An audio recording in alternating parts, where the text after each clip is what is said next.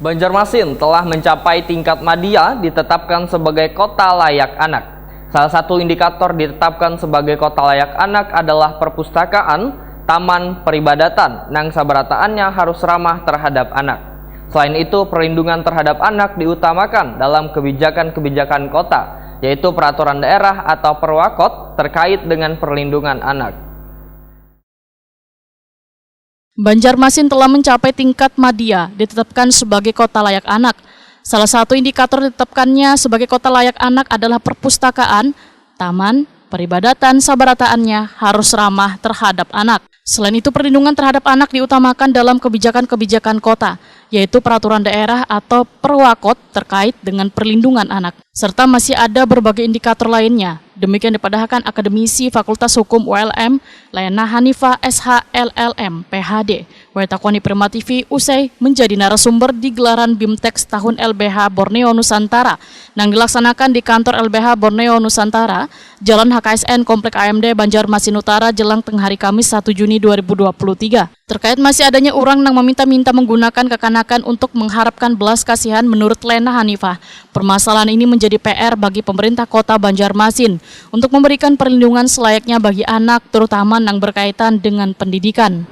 Nah, tanggapan saya terkait dengan yang ini tentu saja adalah PR PR bagi kota, bagi pemerintah kota Banjarmasin untuk kemudian memberikan perlindungan yang selayaknya bagi anak-anak yang notabene tadi mungkin anak jalanan, anak yang menjadi pengemis dan kemudian anak yang menjadi badut atau anak yang dibawa oleh badut dewasa ke jalan-jalan. Nah, ini harus menjadi salah satu tumpuan pemerintah kota untuk kemudian melindungi mereka.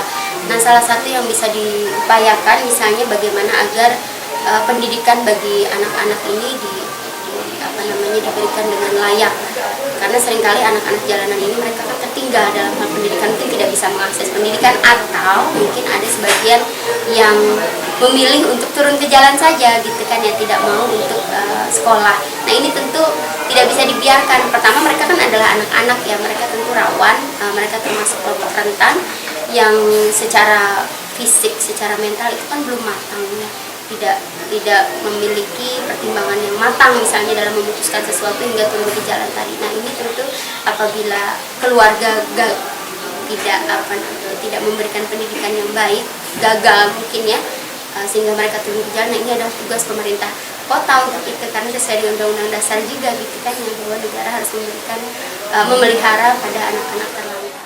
Lena Hanifah memadahkan membawa kekanakan mengemis masuk dalam eksploitasi anak, bahkan bisa terjerat hukum karena menggunakan anak untuk kepentingan pribadi dan keuntungan lainnya. Sebenarnya ketika seseorang membawa anak-anak untuk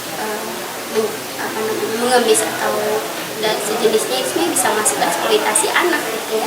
Eksploitasi ini kan bagaimana menggunakan seseorang atau dalam hal ini anak untuk keuntungan pribadi, misalnya untuk keuntungan finansial atau keuntungan yang lainnya. Nah, ini juga sebenarnya bisa masuk di situ ya, bisa masuk penjeratan. Apalagi jika misalnya sudah sampai tahap tindak pidana perdagangan orang gitu ya, mereka benar-benar dieksploitasi dan kemudian diperdagangkan. Sebagaimana juga ada kasus-kasus demikian gitu kan di